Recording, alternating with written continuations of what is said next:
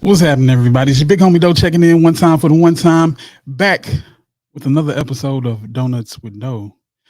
You know, it's a rainy day here in Murfreesboro, Tennessee, but we always gonna make it shine inside. That's just what we do. And today, we got somebody that shines behind the scenes Man, from, let me get this correct, Albion, Albion, Michigan. Albion, Michigan. Right. He's worked in the industry for a number of years. Whether it was working behind the scenes at Sony, Universal Music, Capitol, Concord Music Group. But now he's here with his own company that he calls Six Square Academy.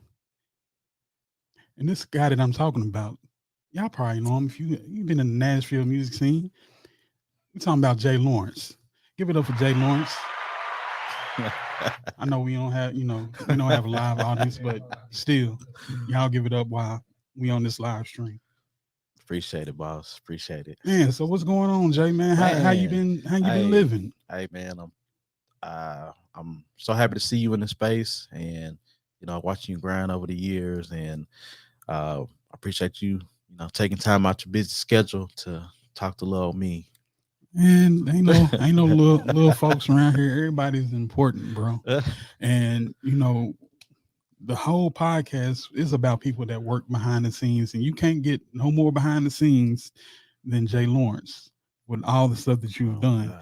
gosh. I mean, you work with artists, producers, record labels behind the scenes. You set up meetings for artists to be put on, and so these are the type of people that we want on the podcast. The type of people that you need to know because you might just walk past them and just like, who is he? Right. But not knowing that he's making major moves, he's opening doors that you can't get into without him. Not saying that he's a gatekeeper, but he can get you in the door. But you know what? It's crazy. I spoke at a showcase 3 weeks ago, and the guy mentioned the gatekeeper word, and I've never thought about that. And he was serious about it. He said, "Are you a gatekeeper?" And I mean, we're talking about like he's asking me like the Illuminati, like, look, you know what I'm Oh, saying? And I was kind of nervous, but I'm like, I don't think so. But hey, if that's what you think. But yeah, that's crazy you mentioned. man. So let's start from the beginning. Okay. Take us back to growing up in Albion, Michigan. So usually it's most of the people I have on the podcast from Nashville. So I get to ask them, what part of Nashville they from and if Madison is out east and all that type stuff. We can do all that. But We can do all that. since we got a Midwestern We can do all that. I messed it up. Midwesterner here today. We're gonna ask them about the Midwest and how that influenced your journey. Okay. Yeah. So, like I said, I was born in a little town called Albion. Um. Oh man, got my mind going back. So yeah, Hey, Albion small. Like I mentioned, Albion just got a Taco Bell probably 5-6 years ago. I guess so. It's that small. wow. You know what I'm saying? So, A Taco Bell of all things. of Like, all Taco things, Bells be everywhere. They be and on my the grandmama called me about it too. wow. Baby, we just got a Taco Bell. Exactly right. They were lined up around the corner. Yeah, I know. That's where it was at. So yeah. So I was born in Albion, and my dad was one of the popular musicians in Albion. He's a bass Okay. player, and so he's the rock star from that town. Okay. And so, and that stigma still rides out as today. He passed in 2020 at 56, but Sorry to hear still that. it's still there when I walk around, go places. People know, oh, this Jody's son. That's how big he was. But to give you a little story on that, him and my uncle, which was a bass player as well, they had a friend that was in LA, and she's like, "Hey, I'm gonna get y'all into." Either it was Stevie Wonder or somebody's band. I can't remember. I didn't hear the story until after he died, which is crazy. Wow. But so it might have been Stevie or one of those guys, somebody big at the time. And they had my uncle, my dad had $50, and my uncle had $50. So they were gonna ride with this guy out to LA because she wanted to get them in the band of the artist. Mm. Long story short, they get out there, turns around, she was a groupie. Wow. So Things they groupies actually say. stayed at the band's house of the artist, and um, they had to just figure it out. Mm, Way out there, they didn't want to go back to Albion because everybody was celebrating them.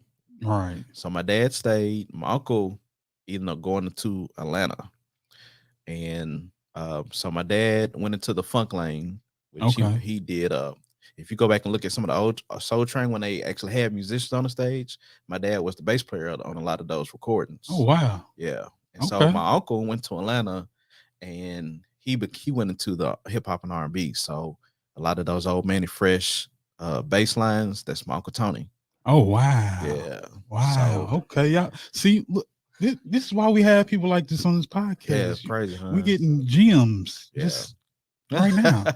Yeah, man. Yeah. So my uncle did Pink's first tour and Sync's first tour. He MD'd all those and did all that Hmm. production stuff. He's still down there, so he's still living. So he's still Okay. doing his thing on a different level, of course. Right. But yeah, so um I ended up coming in here while my dad and was on tour. Um, my mom ended up getting married, coming to Nashville. So I came to Nashville probably when I was about 5 or 6.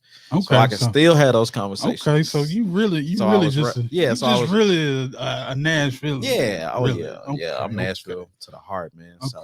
So yeah, I can entertain all those East and West questions, Okay. but Okay. I'm South Nashville, South so I've Nashville. always been in Antioch area. So that's, you know, it's my space. Lower Antioch, as some people call it, LA. Yeah. So back in Lower Antioch, I was introduced to rap music. Um, oh my gosh. They were they are one of the first rap groups to go gold, Rude Awakening. Okay. Shout out to my boy Chris and everybody else. Rude Awakening was I hate to say it, but they were from some of the first white boys to do it as far as Okay. rap. So that's how I got introduced to rap music. Hmm. Like that, like independently, I would say. Okay. Okay. Yeah. So yeah. So And around what time was this when you got? this this was probably 93, 92, 92, 93.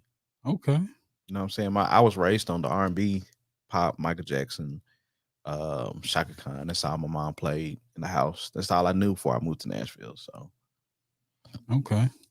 So being introduced to hip hop through a white rap group, now well, independently. independently. Okay. Independently. Um, how did that like form your outlook on the beginning of hip hop? Well, it wasn't even like the beginning, but just from that angle, how did that shape your views on hip hop?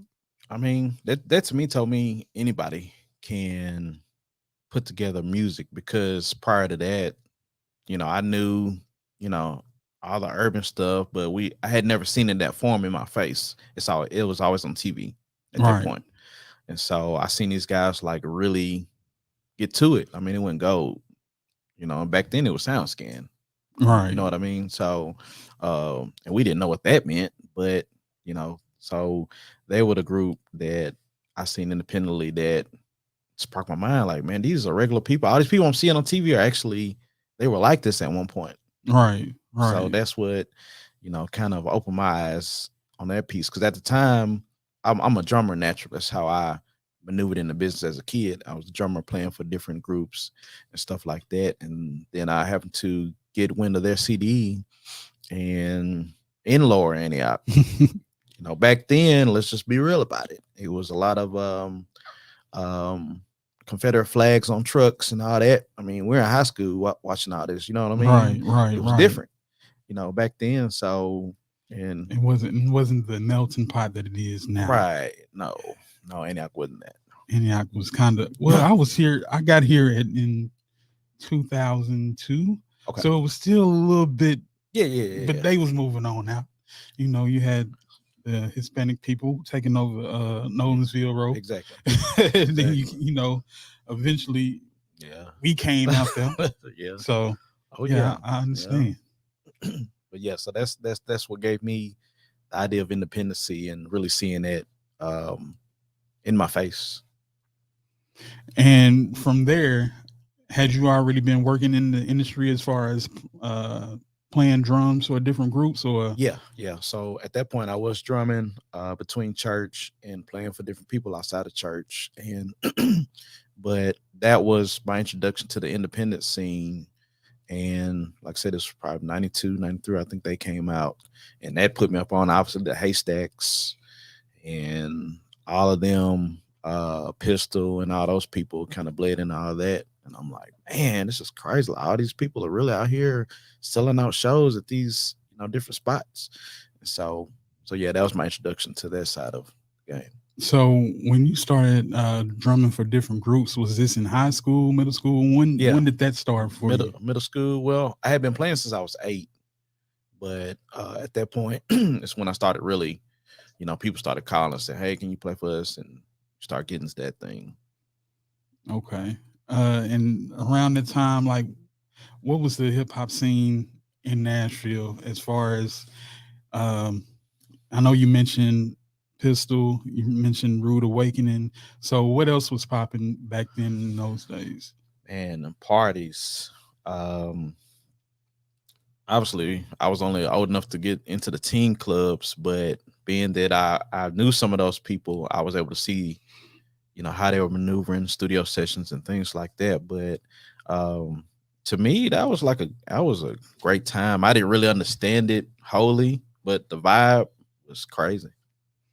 And would you say that this would spark your interest into getting into the industry? Definitely, definitely. I know, like you already mentioned that your pops and your aunt was already in the industry, Mhm. so that had to have some influence. But for you to experience something on your own, I just wondered if that just drew you all the way in. Like, Yeah, yeah. Well, what happened was I was in the studio session, and this guys come in with these suits, and they started kind of moving the scene a little bit. I'm like, well, who's these guys? And my dad told me, say, hey, look, they're that A&R for the label that, we're recording for their artists. And I said, oh, okay. And so that sparked me initially, but then as I got to early teen, I want to age myself, but I started to, see and learn a little bit. So at that point, I said, well, look, by the time I'm a senior in high school, I think I want to do this and go into the music side of it. mm, But my parents were like, well, just stick with the drumming, go to school, do this and do that. So initially, I went to MTSU. okay, So this is my stump ground around these parts up here. But I started off as a percussion major at MTSU. okay. And for that first year, but me being a natural gift of percussion, I didn't take well to going into that environment with these other musicians that are like up here. Mm, And so I was like, you know what? I'm gifted in this. I'm always gonna do it. Let me learn this business side. okay, And so that's when I made the transition to the RIM program at MTSU. okay. And at that time, a lot of people don't realize that MTSU is probably the second best music as far as recording industry. They're probably like the second best school in the country. Maybe the first. I, I would say, just to get a little bit closer, I would say I'm not. I hate to downplay. I would say the second best in Tennessee, but top 10 in the country. Okay. Because you got Berkeley You got Bert. Okay. and all This the them. thing is, this has been my argument with people. Okay, you got Berkeley, but we know everybody's gonna try to rush to California. That's because it's industry, all type of Mhm. industries. Yep. But when you get outside of California, where else are you gonna go? You I know what I'm got you. saying? I got you. And you think about it, it's kids that come all the way from like Washington, Seattle, Washington, talking about Washington State, just to go to NCSU for the RIM You're right. program. Yeah, definitely. So It's definitely a great program. I had a great time in it. You know, I wouldn't change anything going back. And so yeah, so now I'm at MTSU, and um I get introduced to my roommate. His name is Emika. For those who know locally, Mika was a dope rap artist for years. And we're in the dorm room. I'm getting used to college and he's up. Light is on. I'm like, man, what is this dude doing? And he's like, man, I rap. I was like, oh, okay, let me go sleep, turn the light off. Man, I remember Emika. I'm sorry. Yeah, yeah, I know you do. Yeah. Yeah, yeah, So yeah. That's Mika was the crazy. first artist I worked with. So during that time, I said, well, look, let me hear something one day. Because in my mind, I'm like, I've met hundreds of you. You know what I'm saying? I didn't really want to hear it. Another rapper is all I need to hear at that point. And I'm just 18. So I kind of tell you how I moved prior. And so so I ended up meeting this guy in the rim class. He's like, yeah, I produce and I live right down around the hall from you. I said, okay, cool. I'm a drummer. You know, I wanted to get in production at the time. Right. So went there, I basically started producing and I said, well, I got somebody that can lay some vocals if you're cool with it.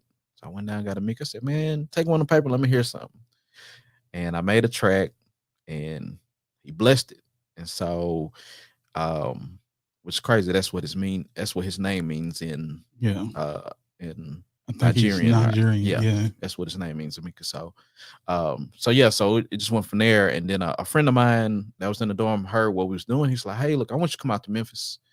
I got a studio session down there and I want you to meet some people. So I'm like, cool. Long story short, that studio session was 3 6 Mafia. Mm.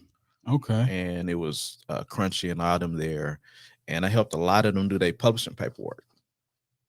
Got you. And so, and that's just to nutshell it. And so I'm thinking like, okay, well, these people don't have their paperwork done. I can just And the imagine back in Nashville. and this is 3 6 at what point? Are we talking So this was relative relatively so records? Pat, I think Pat had just released at that point, but it was so many of them that we never got to hear, and it was a lot of them that was there in that session that they were brewing, you know. Mm. But so that was around when Pat got locked up, Project Pat got locked up. It was Okay. around that time. So we talking like 98, 99. That's that window. He's buzzing at this point. So 98, 99. So that had to yeah, be. I I'm can't trying think to of think of the yeah, records I that can't was think out. That of was either Mr. um Don't Play. No, it was the no, no. one he released one before Mr. Don't Play, which Getty Green. Getty. it might have been one in between them two. Yeah, I yeah. believe. I'm not sure, but I'm just guessing. So yeah, so after I come back from the studio session, I'm like, well, I'm pretty sure there's a lot of guys in Nashville that's running into the same issue. So I came back and guess what? There's a lot of people in Nashville that need help. So that's when I started moving around through the industry, helping this person, helping this person. Now people are not sure what I do, but they're like, hey, you're a manager. I need a manager. And I'm like, I've never been a manager, but I can do it.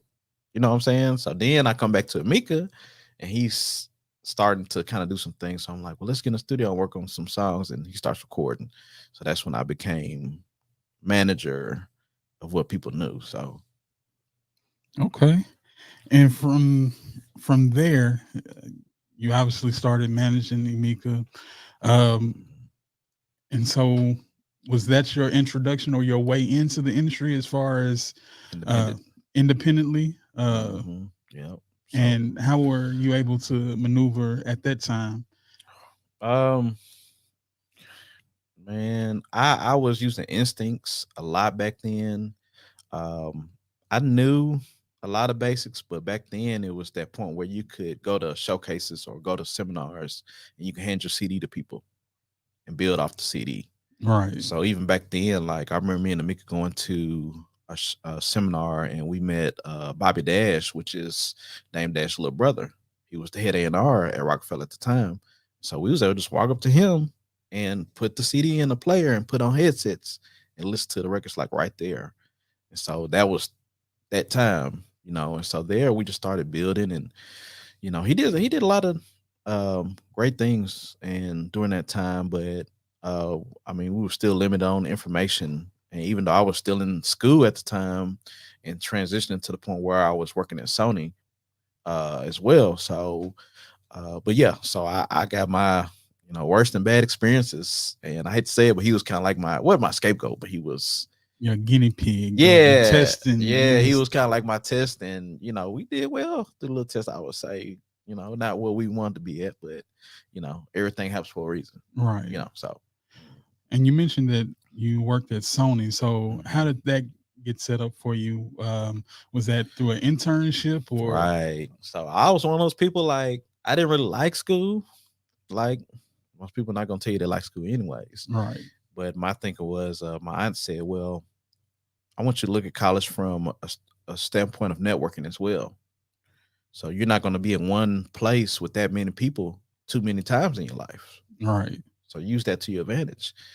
That always resonated with me. So I ended up getting making an internship for myself at Sony. So um, I pressed some buttons and just I told you he was opening doors. You know, he man, bro, opening doors as hell. Sometimes you got to kick them in. I Sometimes. like being on that campus. It was fun going on parties and everything else, but I had to get somewhere, and that gave me that platform to get to Sony, and I got to Sony.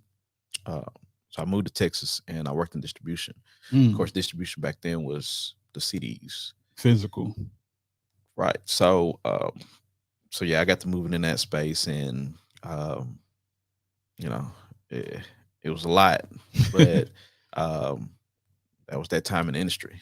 You know what I mean? So at Sony, what were you doing there in particular? Were you just So ground level stuff or yeah, so it was a mixture of I came in and I worked for delivery for the distribution department, and so when the packaging's done, I'm delivering packages for them to deliver UPS, take them to the mail room, doing that, and then I got on distribution team where I was setting up the scheduling for deliveries for releases at that point, and so I stayed in that space for probably 2 years. so what was the biggest release that you can remember that you were a part of or working on back then? So the as far as the direct project was the first Scream tour. They did like a I guess it was like a package CD for the tour for people to buy when they come to the arenas and stuff. So that was like the first big release that I did, or the one I can remember the most was the Scream tour because we And, actually got to be a part of that. and Scream Tour, who was all a part of that? That was Lil Bow Wow. Was it? Was it Was it B2K? B2K? I don't know if they were there the first one. I can't remember, but we dealt more with Bow Wow because he was in the Sony and Columbia was together at that point. Right. You know what I'm saying? So that was our main focus. But yeah, so I dabbled with Sony for that period of time. And going from Tennessee to Texas, how what kind of culture shock was that for you? Golly, bro, that was different. So South by had just started. South by Southwest. Mm, It was a year in at that point, I believe. During this time, I can't remember. This is so weird. Now we're in between 98 and 2002, I believe, somewhere in there. I think it was a year in South by Southwest. And so everybody's like, "Hey, we're going down to Austin. You want to come with us?" And I was like, "Yeah, it's a conference, whatever." So man, I went down there and it just that took me back to 98, seeing all these artists out on the ground, CDs, hand to hand, t-shirts, grinding. So I really seen how that Texas, you hear it, Texas is different. It's bigger. Everything's down here is bigger. And that really showed me how that Texas grind is, and really learning that that culture down there is just different. different. They move different. It's I will say it's a hustle. Yeah, oh Like yeah. Oh yeah. like people people didn't realize when Slim Thug came out with already platinum, and they were probably looking at him weird, like, bro, you a new artist. What are you talking about? You already platinum. Right. They don't understand that there's so many like rather rather big cities Hmm. in Texas. You can go from Austin, San Antonio, Dallas, Houston, even the college towns like Lubbock and College Station, and you can do shows and not even leave the state and Yep. go platinum. And that's And we're not talking about the million records now, but we're talking about being independent and keeping more than half or half of the money that you're making off exactly. off You a hit it on the CD. head. You hit it on the head. So Yeah. So they living like they platinum artists, and they just really in their own backyard, just doing what they got to do, hustling, getting their music out, getting heard. They already got an instant, distribution from the mom and pop stores. All that So different. yeah. And nobody understood that when I came back. I couldn't get one of the artists to really understand that piece. When I came back from there, that's when I got boots on the ground here, like for real. Like, okay, I seen that, so I got to develop that here. And it got to the point to where even I was working with artists here that I was the person getting into all the events for free, walking Mm. straight in. I couldn't even get an artist in; they had to pay. Wow. So I said, look, we got to change the mentality. Y'all got to get on the ground and work, get to these events, meet these promoters. And so at that point, I'm like, oh man, it's a lack of music business sense here, and I had to establish that with somebody. But it's really hard for that to connect when I always tell people the difference between Nashville and Atlanta is that in Nashville, unfortunately, it's still a dream of an artist getting in position. In Atlanta, it's a realistic because their homeboy across the street have made his boom and he's come back and grabbed them, and we haven't had that here, especially not at this time. You know what I'm saying? Because this is about time Buck was touring with G Unit at the time, when I came back, and he was scaling up, but everybody here was still fishing. And Right. so I said we got to change this narrative, so I tried to do that with a few artists. And you know But even if we just stay in the state and you go to Memphis, I remember because I have family out of Memphis. I remember going down there like around like Christmas time and going into like CD stores. And when you go in there, you would see local displays like, whoever was the hottest artist in the city at that time, whether it was Al Capone or whoever, Mhm. Yep. they had, they displays in the stores. You would see them like in the mall. You know what I'm saying? Like you could reach out and touch these people. You would see 3 6. I think at one point LeChat was working at Chick-fil-A. You know what I'm saying? So like Yeah, it that's wasn't crazy. it wasn't, strange to see people out here really promoting, even to the point where the Memphis guys would come up here to Mhm. Nashville. Yeah. I remember meeting these cats from Orange Mound. they Chevy painted orange. They single they had put out was like, "What's your favorite color?" Uh, yeah, so they was, That's and crazy. dude, I still remember that because they was out here pushing themselves. Like, bro, like this is what I Yeah. do. Listen to it. If you don't like it, whatever. Yeah. I'm just out here doing what I do. Yeah. And at that time, man, it was only like a few people. I remember one guy, and shout out to my guy MUG Mugs a million. Mug. He was the first guy that I seen here that had that mentality. And I mean, he's out in the middle of Jefferson with a bullhorn selling CDs, Mm. in the parade selling CDs, everywhere I went. Mug was there. I said, man, I gotta meet this guy, man. And we connected, and he instantly pulled some cards. Hey, look, I got this going on. If y'all want to go to North Carolina, go here, go there, link with me. We hopped on board with him and made some hits with him. You know what I'm Mm. saying? And so, it just he was one of the ones that had that mentality that I'm gonna get it no matter what. I don't care who see me, lose or win, you gonna see me. You know. So yeah, shout out to my guy Mug. Okay, and we in Texas and we coming back to Nashville. And what is your mentality? How has your perception of the music industry changed coming from Texas and seeing the independent grind and coming back to Nashville? What is the first thing on your mind to do as far as changing what you see might be a problem in the Nashville music scene coming back from Texas? It was the business side, and whenever I would go to different events and talk to artists, I would always use the B word.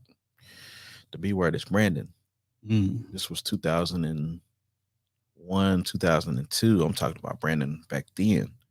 But nobody really understood that concept. It's like, okay, so now we're at the point where the internet is it's there. I think probably MySpace, I would assume, or maybe transition into Facebook or something at that point. I'm not sure, but so now the web is attached to everything, Mm. and we need to brand or to get people in position. Um, it's about your name. It's like McDonald's. I always use McDonald's as a idea. If you're driving down the street, and McDonald's is you see to go to Arches, you know what you're getting. Right. Ain't no ifs, ands, buts about it. You don't even got to stop. You know in your mind that's what you're getting. So I feel like an artist should have that same brand. And so it wasn't so important about the music. It was the brand of the artist that would stick and resonate with the people.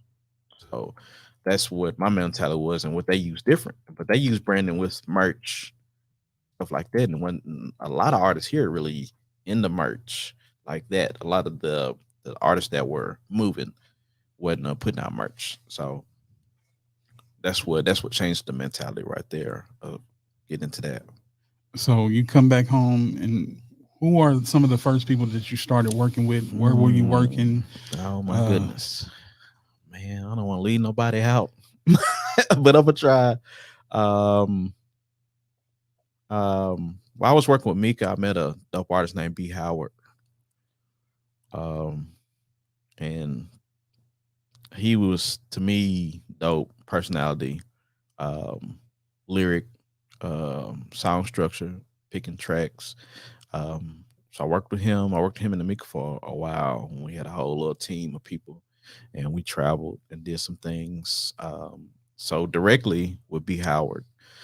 But over the years, I've dealt with some of everybody, man. and shout out to B Howard. He just put out a new single, Oh WTS. yeah, So that yeah, WTS. Yeah, shout out to man. B Howard. Shout out to my boy Nice boy on that track. So Nice. Been yeah. Actually, I gotta get nice up here. Anyway, yeah, that's definitely. Yeah, man. Nice one of the dopest producers. I also did a lot with him too and helping him out in a lot of things and just being a dope human, as a person and so skilled and very underrated. Very underrated. when you see that man actually work a machine, and for people that don't realize what I'm talking about, the machine is the actual like music production uh piece of equipment. It's not like a machine, but it's that's what it's called. Anyway, and when you just sit there and see that man work that machine, yeah, it's art, bro. Yeah, It's art. it is. His skill level is just different, man. And I don't. It's a lot of other dope producers in town, but man, that guy right there has reinvented himself. He took some time off, and he didn't come back with the same sound, but he doubled his, to me, his style uh, on his talent. And like a lot of people don't get that second chance to really step out once they take, some time off. But he redid the sound and made sure his sound was there before he released again. And man, the stuff I'm hearing now is just it's crazy. Yeah, I already know. Yeah, that dude is dope, man. So you got B Howards, you working with Nice and Mika. Yeah. Um, Let's see. Man, let me go down the line. Um, we'll give you a period of of a lot of artists. Even with Rude Awakening, I dealt back with them. They were going to release back out. Chris Nim, um, Pretty Shy, Lil Bree. Um, golly, man, I want to release somebody. hey man, just the vein I'm talking in. Just right. Nashville in general. I've been on the phone with some of everybody, just doing whatever I can and whatever I felt, whatever resources I had were theirs if they wanted to use them. That's the way I operated. I'd operate like, okay, well, this is just not for Mick and B. Howard. This is for whoever really, wants to get it and get into a different space. So, but yeah, it's a bunch of man. And at this time, I know you worked for Sony.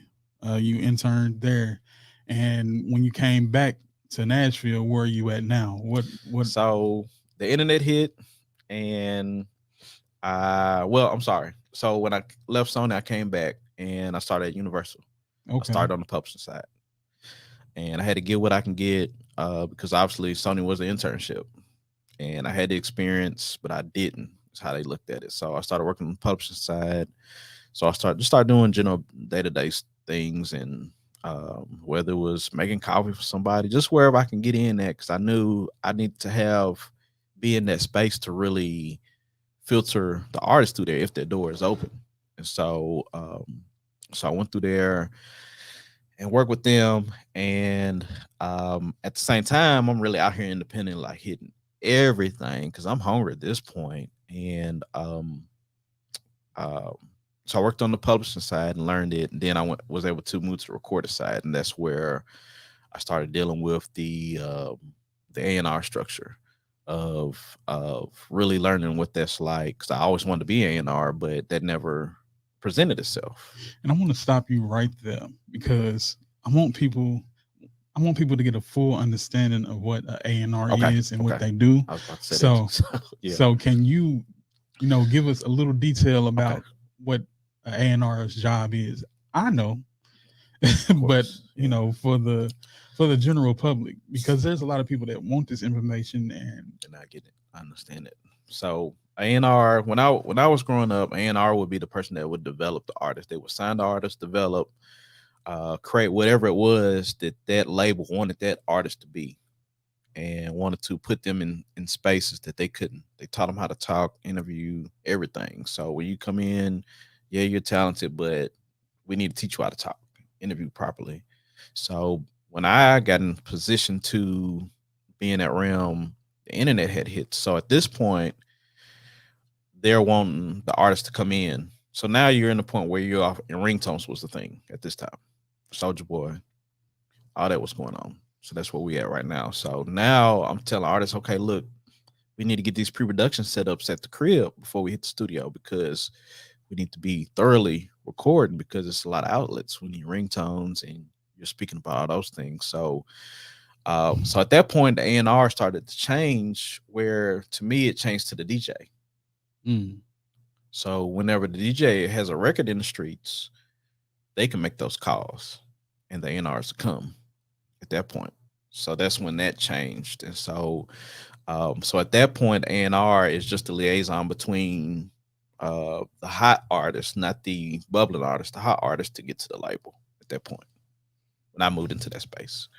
so we taking artist XYZ basically from the streets and we setting them up with the label to say, hey, this is the hottest thing in the streets right now. Hmm. This is who you need to mess with. This is the reason why well, at this time it wasn't about followers and all that, but it's how many DJs is spinning his record, Exactly. how much Yeah. networking he's done, What the days?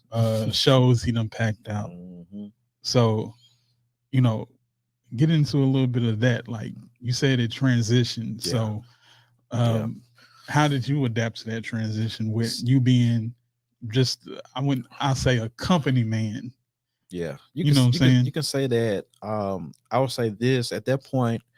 I had my first article done on me, which was the City Paper. I don't know if you remember the City I Paper remember used to City go Paper. around. So I had my first article that was put out, and I can't remember the guy's name that did the article, but he took the article and twisted it completely left field back on me.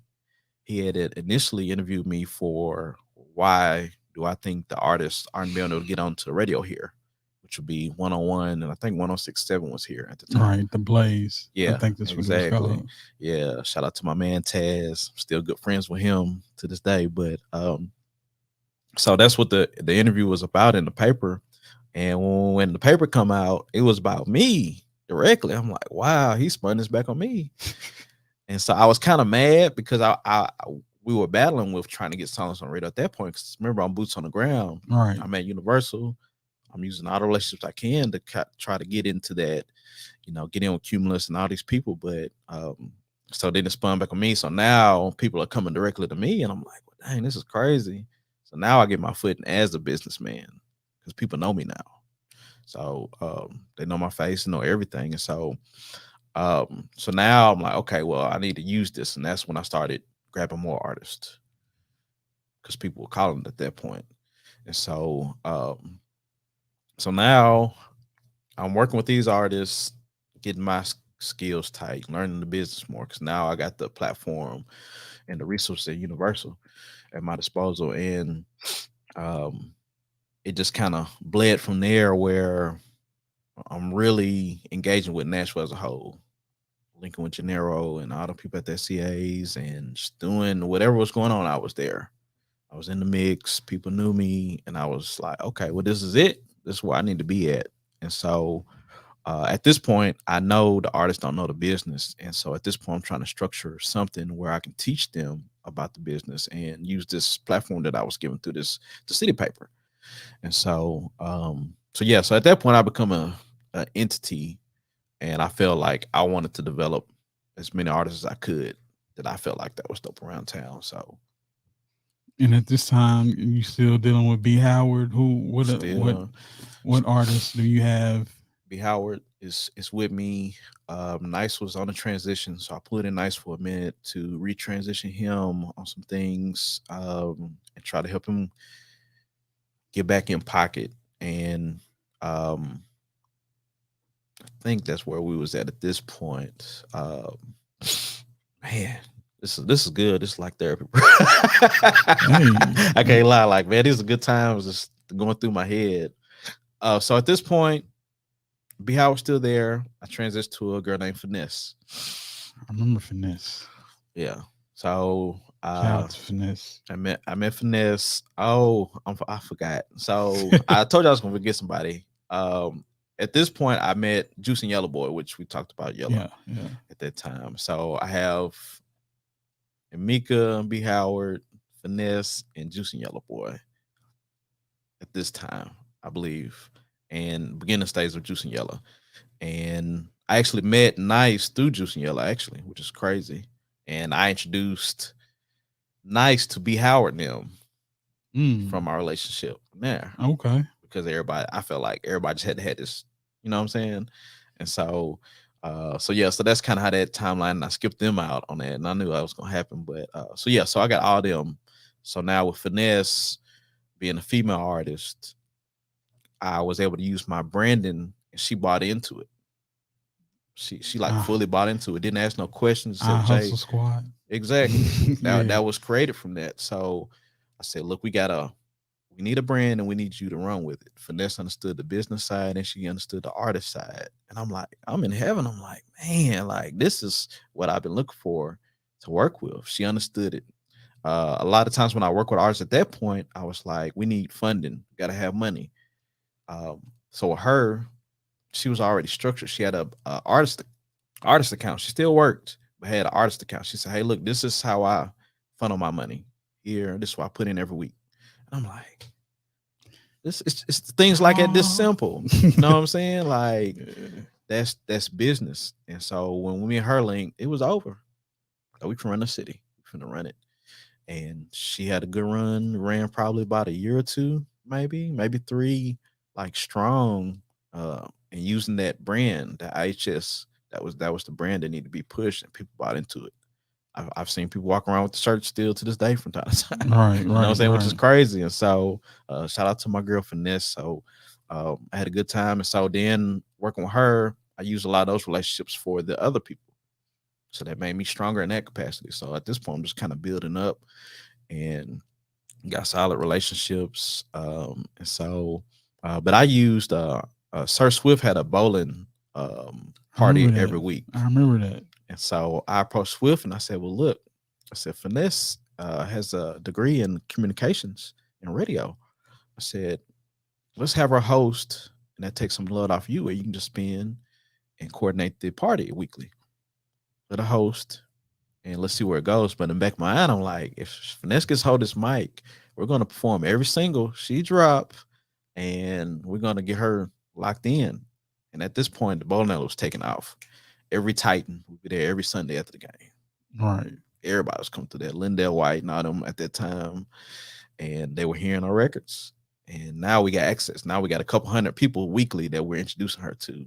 So we was able to use that as a platform to kind of build a network. And after that point, we're doing shows. Those same people are showing up at shows now. They know who she is. That brand, everything was connecting. So, so she was one of the first ones that I had that really connected to that idea, Brandon. Got you. And you said at this time you're working at Universal Music Group. And what do you, well, you said that you were just pretty much in there doing anything. Right. But where Right. was the first industry job that you got that you were playing an important part in the daily routines at the So company? so what happened was that job with that particular branch Universal got moved to New York. And it was pretty much like, well, you either go to New York or you don't have a job. Mm, I'm like, at this point, I'm thinking I got this, B. Howard. I got all them moving. I'm attaching to the city. I can't leave. I said, okay, it's whatever. So I started working at this magazine company. And there I was able to pick up an accounting skill that I didn't know I had. mm. And which was crazy. My mom was the accountant for my dad's band back in the day. There you And go. growing up, I couldn't even count change, bro. Like my mom was worried. As a Wow. kid, I couldn't count change for me. I count money, but not change. And so I picked up accounting skill, and this guy there, he seen something in me, and therefore I was able to learn accounting, uh, Excel spreadsheets, and all that type of stuff. All those, and I'm like, man, I don't know where this going, but the job was so easy that I could hustle, and my manager was cool, so I could leave. B. Howard got a show, Juice and Yellow got a show, Finesse got something going on. I can leave and do what I need to do. I can travel. So at this point, I'm like, on my phone at work, you know what I'm saying? Er, Double screens, everything's going. I'm at work hustling. And so picked up the kind of skills. So I ended up getting back with Universal as working as far as North America tour financing. Mm, So I was able to take that accounting and use it for the music business, which is perfect. right. You know what I'm saying? Right. So I was like, man, this is so now I'm really in it. I'm not accounting is not my thing, but I had to pick it up, because we hustle. That's what we do, Right.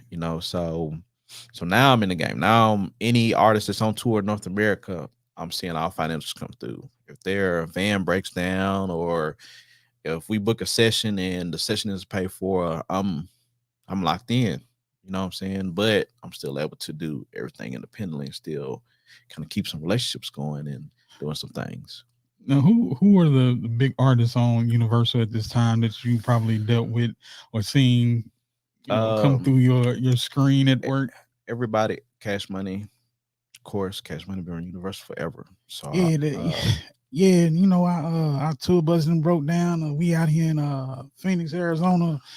Yeah, bro, somebody send something through. Nah, bro, them but budgets, them Miami studio sessions that they were booking. I mean, 90% they wouldn't even show up.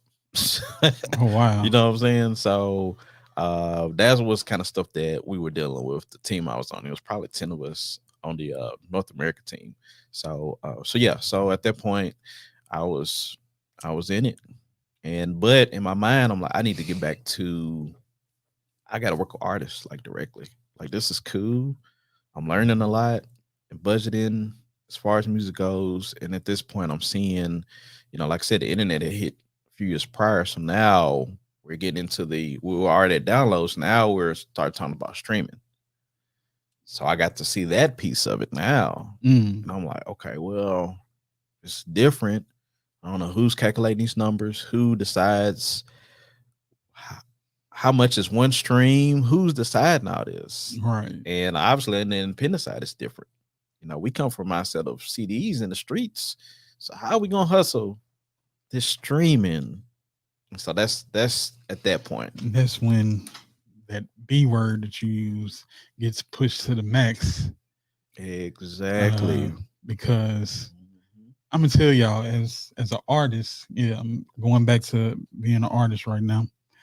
I probably sold more merch than I ever sold music. And once you build a brand and people buy into it, they become fans for life. Like no matter what you do, you can Mhm. transition to, Good gracious, so true. I can open up a donut shop and guess what? Probably the first people that's gonna be in line at the donut shop was a person that bought a Daily Bread T-shirt way back in 2011. Mhm. So that's the whole thing about the whole aspect of Hit it on the branding. head. Hit it on the head, bro. Straight up. And with that being said about Brandon, where does the six square idea come into play during this time? Or Mm. has it even crossed your mind at that time? No, not at that time. At that point, I was doing Next Step Music Group, and I felt like the biggest question with the artists is what's that next step. So I was branding that real heavy. That was my thing. Like everybody seemed like they were stuck and not making it to the next step. And you hire me, I'm getting you to that next step if you want it. And so that's what I was pushing at the time. And the Six Square um, idea came from, well, came 6 years ago, I believe. And like I said, I work with Juice and Yellow Boy. Me and Yellow Boy became business partners. Yellow got a job at Atlantic when they moved offices here at the time, and he was in meetings and really just tapped in, and he understood. But information getting, they didn't know that we had an independent urban scene here. Mhm. And so, of course, he calls me, and I'm like, "Well, look, see if we can set up some meetings and let's see what can happen." And so that's what he did. And anybody know Yellow, he is a savage. And so I knew he was gonna break his neck to make sure we figure out something while he's there. I already have my relationships from Universal Capital on my hip. I just needed him to get in there. So within this first month of the job, um, uh, we're already meeting with management at Warner and Atlantic. Mm. And so they were clueless. They love hip hop, but it was like we didn't know outside of the obvious people that we had come out of here. So I said, well, let us do a showcase, put a showcase together down at the bottom of the Warner Atlantic building because they had a big space in there. Well, it wasn't big, but it was space. At minimum, let's do that. They was like, no, why don't you guys get a venue and put together like that? We're like, oh, really? So now me and Yellow game planning. One of the guys that was Yellow's manager at Atlantic, our guy Scott come aboard. Scott's a producer on the side. Scott was like, "Well, I got a buddy that has distribution deal, and he likes what I've been telling him what's going on. So he's gonna fly in. We're gonna meet." So we meet at this hotel across the street from the office, and come to find out he has distribution through E1 because he's dealing with a lot of the Chicago, a lot of the drill rappers at the time, Mm. like hand in hand, middleman in a lot of their deals and having a lot of placements. So So it says, look, if your infrastructure is right, I will get you an E1 and get you a deal. I was like, man, I said, minimum in day, we got a deal now. Now I can really do something for B. Howard Stands and all those guys that need that, older season artists. So he was like, cool, but we need some young guys. Okay. I know we know them too. So what we did was we reached out to artists, and it was probably 35 to 45 artists we reached out to. If 35 showed up that to the meeting, and we basically told them what we wanted to do, and we told them what we could do, what we're not going to do. They all bought into it. Mm. So at this point, we're setting up for a showcase. We're going to fly in whoever, Universal, Capital, Warner, Atlantic, everybody. And we're going to give Nashville a stage because everybody's doing showcases, but there's no benefits to a lot of these showcases. Right. We got the resources. And so that's what we did. So that's how Six Square Company came about. Okay. From that showcase, what was the outcome of that? What what happened after the showcase that y'all had So arranged? um, you did make it, did you? You went No, at the I don't showcase. think I Yeah. was in the Okay. building. So we did a free showcase at the back corner, and which is dope venue. Um, man, when I say that showcase was so packed, we did not expect that. Mm. It was so packed. They had the artists that haven't performed yet were performing in the parking lot for about an equal number of people that was inside, but a big crowd. Mm. And all this is recap on Six Square Company Instagram, and um, it was crazy. So in a nutshell, we did end up getting a number of artists to deal with Empire. So we flew in Empire, flew in um, Atlantic A&R and some other A&Rs, and everybody showed. Everybody was hurt, man. And I seen it. Mm. As soon as that first stage, I seen them up there. We had them back corner set up to where it's two levels, and we had the VIPs over on the right side, and I'm on backstage with the DJ, looking up at them, make sure they, intact, walking back and forth, make sure they're good. Yellow's up there working, and everybody did their thing, from Lil Bree, 615 exclusive, Lotus, Crimson, um, but at the end of the night, everything went well. The next day, we're taking one of the biggest A&Rs from Atlantic to the airport. His name is Brian Johnson. Took him before he got out. I said, "Who stuck out to you last night?" Now he said the girl in the girl with the glasses with the striped outfit on. We go Blasian. Mm. No, Blasian. Yes. Blasian wasn't even on the show.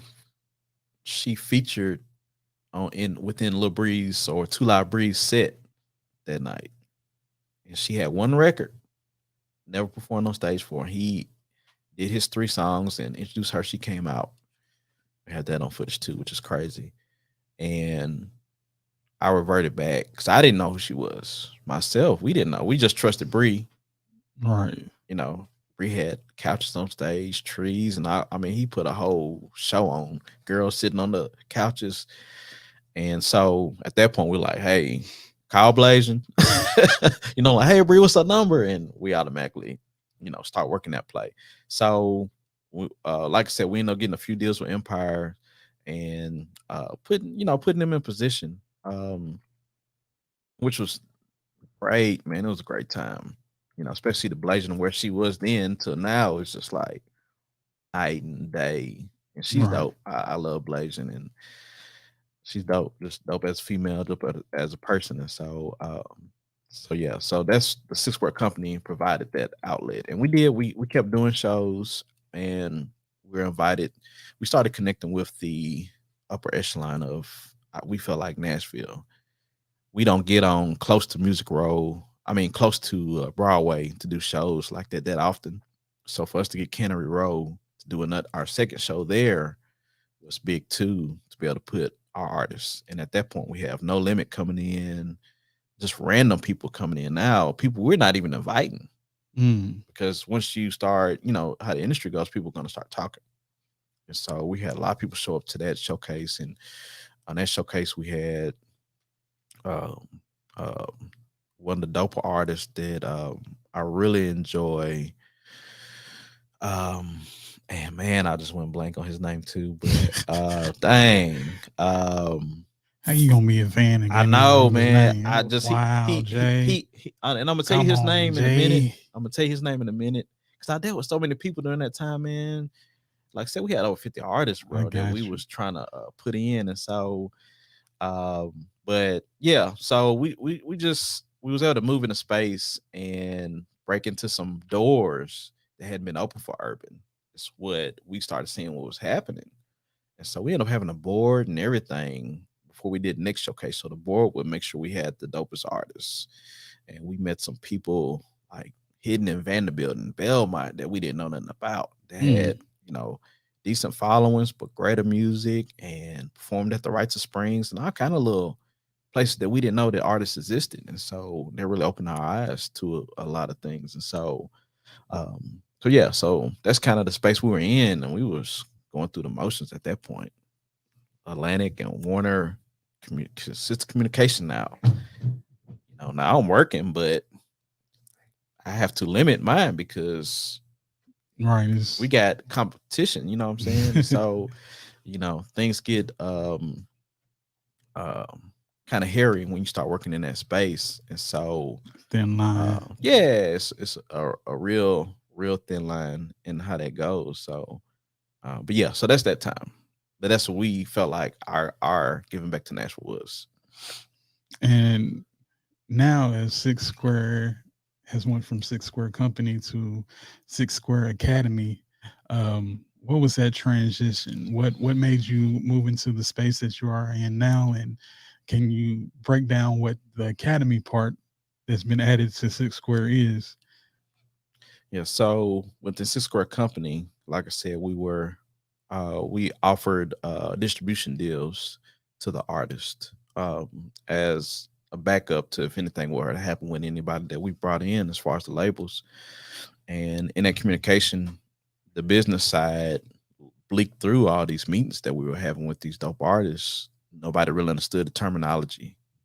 Mm, Um, I mean, it was like we was battling trying to get this done. And when you start speaking about masters and starts like specifics and contracts, and everybody's clueless to what's going on, and people start getting scared, and we couldn't really get people signed into or believing in the whole idea of signing to a distribution company because everybody's so used to going through with some of the independent distribution that people use. you talking about just This like distro the kid. oh, you talking about that the digital distribution Yeah, type stuff? yeah. Yeah, So DistroKid and um, what's the yeah, TuneCore and exactly. okay. Like all those platforms are good, but we want to introduce y'all to E1, their label with distribution. And I think I think what scares people is they feel like they're giving up something, like giving away too much. But Yeah, you know, in business, you got to spend money to make money. right. So you got to give up some type of equity that you have in order to just get your feet planted in the ground, just to be Hmm. in it.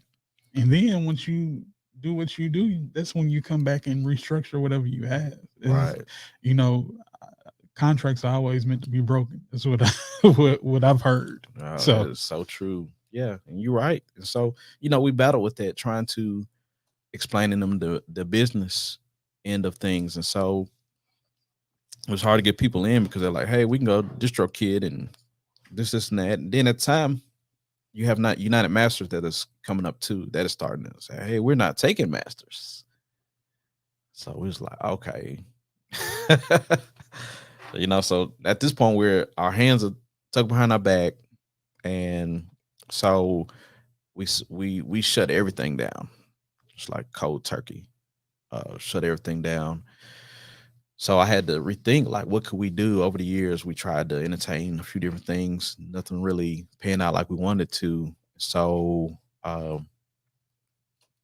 Universal dealt with a company in Franklin that deals with mental health, and um, and started getting mixed in that, going out there for meetings and different things. And I'm like, man, I don't see any urban artists in here, and this is dope. Like, this needs to happen because a few artists that I dealt with in years prior, they dealt with some mental health things. These people that I love to work with and had times with, but I seen them deal with something directly. And I was like, man, I have the avenues to really push this, but I understand why nobody's out here. So so now we skipped to up until 2019 at this point. Pandemic's about to hit, and I said, well, I got time to figure this out. And I reached out to some people, some social workers, and I said, look, I'm in the music business. I would like to have somebody on my team that can work with these artists and give them what they need. And so this past December, after I did my homework, uh, I was introduced to Evie DeBose, and Evie DeBose is a certified wellness coach, and she had been researching this for like 4 or 5 years as far as working with artists and mental health, and she didn't really have an avenue to get in there. And boom, now we meet. I got all the access that you need. So now we start Six Square Academy, to where I'm able to link with artists. One thing I've done over the years, like I consulted, but I never really promoted it, except for maybe probably when I did the article, I did some promotion there, but I didn't really lock in with artists as much, even though I know a lot of people need help. So now I'm like, okay, I can use this to actually promote. Then I'm helping artists and helping them teach the business side. when they're teaching the business side, I already know in my mind we're gonna fall to a personal level at some point Right. because a lot of people are not really hip to business. They're just going off of instinct, and it's affecting a lot in their careers. And so I was able to put together a 6 square company, and now I can promote. Now I can talk to artists and give them a platform to vent. From the guy that recorded their first song on his phone last week to the singer songwriter that's been established and having a mental war with her label, distribution, or whoever, and helping that person as well. So that's where a 6 square company bled into a 6 square academy now. And what part do you say that your company plays in this industry now? With you see that there's a lot of artists that battle with mental health, and with the internet is there, it's out loud for everyone to see. So how do you think that your company will help artists get through these times, or whether it's you know Um, a lot of times artists just need to talk, and they need to be put in a space to talk. So what we're doing is, um, I got a dope partnership with a company called Music Unlimited, and they're based out of Berry Hill, and they work out of the Clearwater Studios. Um, I feel like the first thing I thought about, where could an artist talk and open up at, was a studio.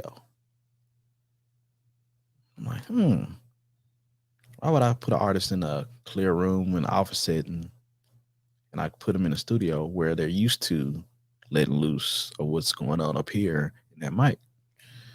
So now I can put them in that environment and talk. mm, And now I'm getting the real pieces of of what we need to talk about. And I think a lot of artists are real prideful and, you know, arrogant out above, because you have to be that as an artist, but there's a balance that's there to really be effective. And so now we're opening up, asking those questions that need to be asked so you can learn and to build that brand.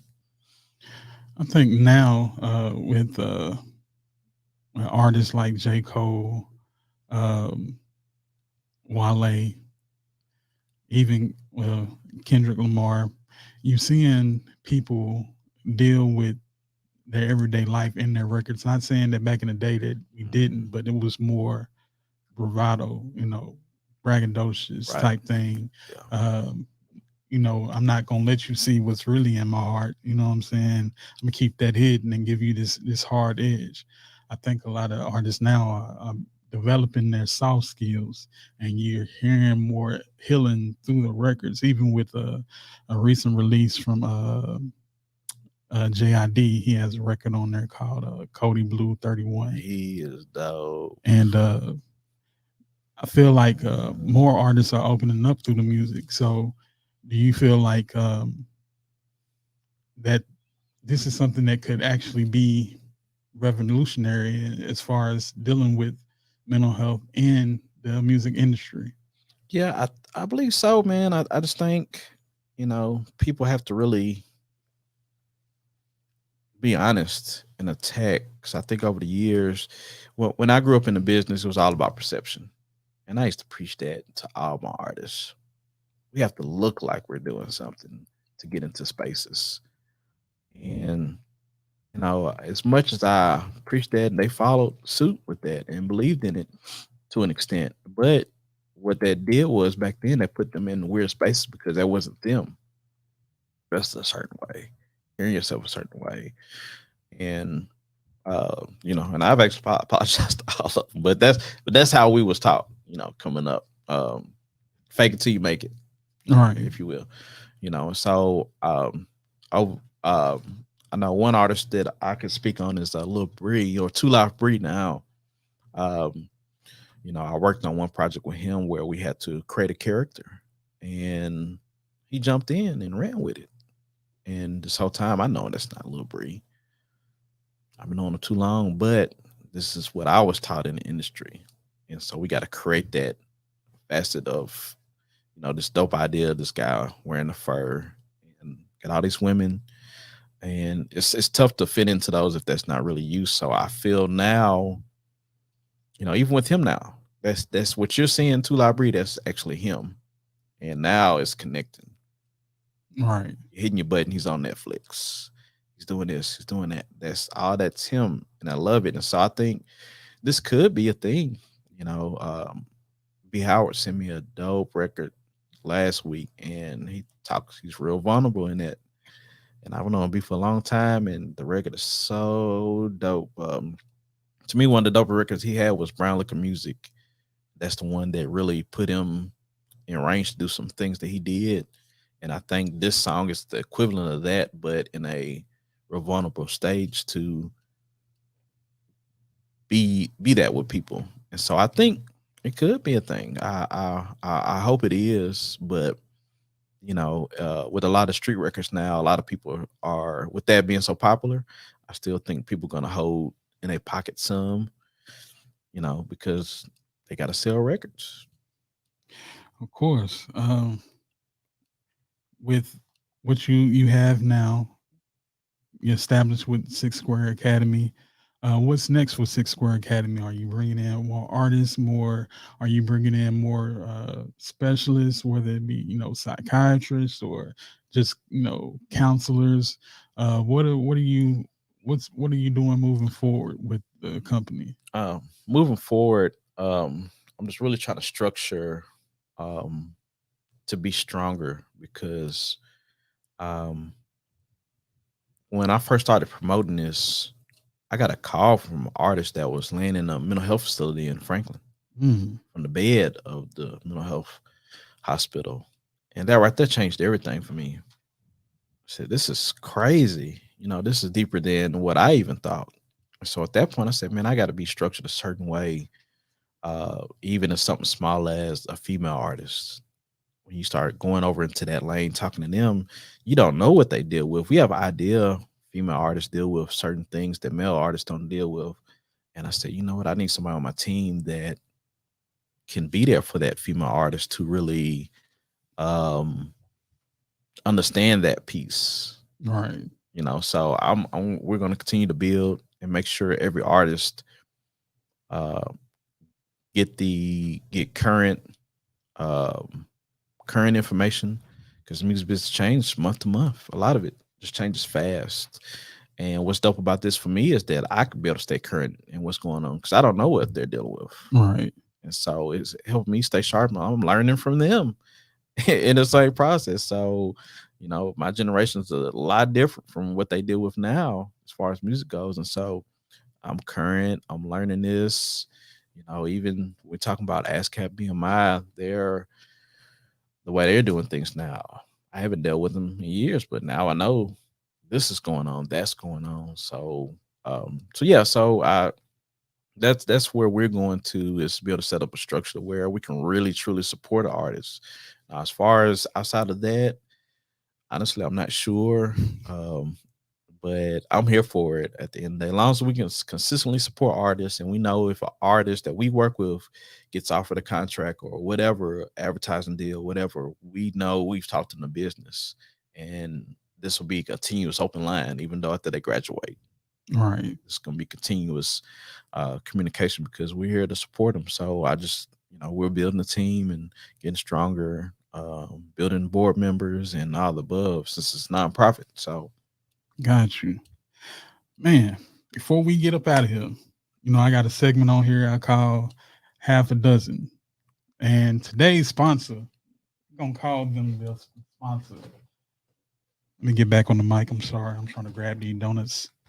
But today's sponsor is Morning Glory Donuts out of Unionville, Tennessee. Yeah, way off in Unionville, Tennessee. I had to go see old Roscoe today and grab some donuts for this segment. And what half a dozen is just half a dozen of any topic that I give you, like your top six of, you know, It could be shoe releases. It could be, Okay. album releases. Yeah, for sure. We'll stick with album releases. Okay. What's Oh what's your man. what's your top six albums that's been released? I say in from 2020 to now. Your top six. You know what? That's a good question, but that's a question I cannot answer Wow. because this industry focused on singles. Okay, well, give me your top six songs. Then we could go with that. My top six songs of 2020 Well, just from that year on to now, like on to now. yeah. Oh my goodness. Where do I start?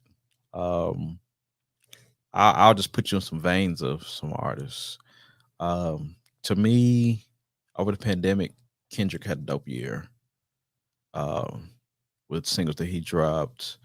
All the female artists, every single one of them. Megan, um, So that's City two people. That's Girls, okay. That's three. all them. Let's see.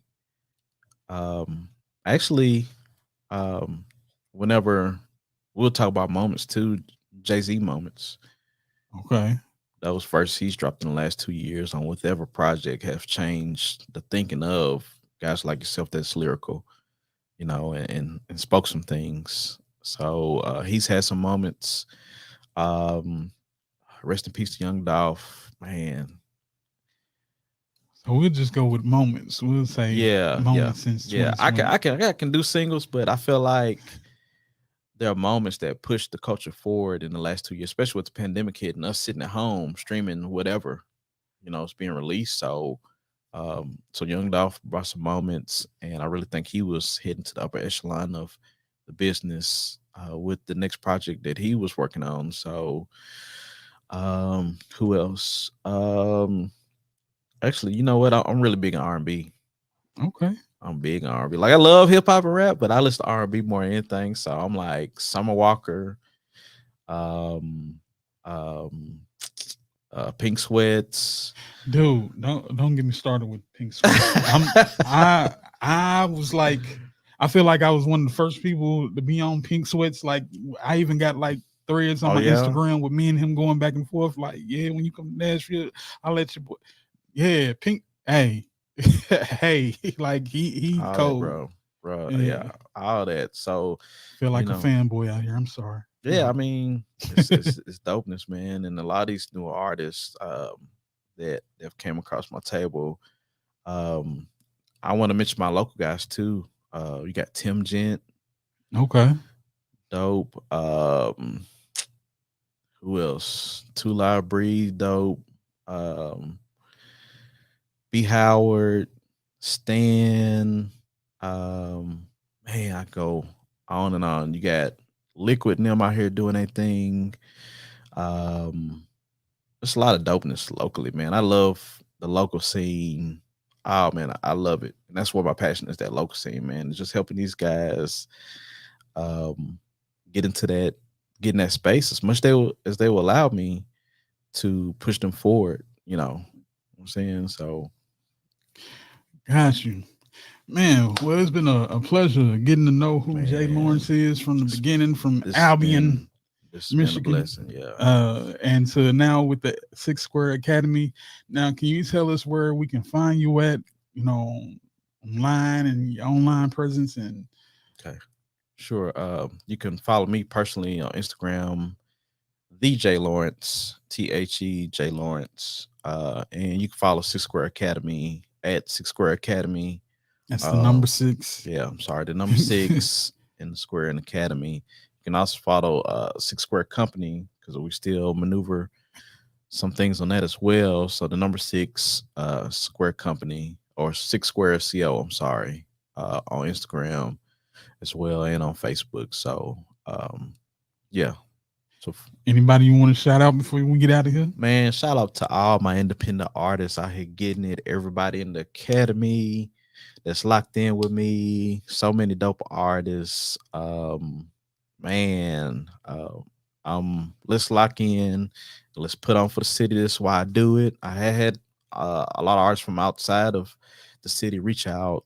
So, but my heart is to get Nashville in position. That was the reason for Six Square Company, and it's the reason for the Academy to propel these artists to the next step. So, shout out to everybody in the Academy and all my independents.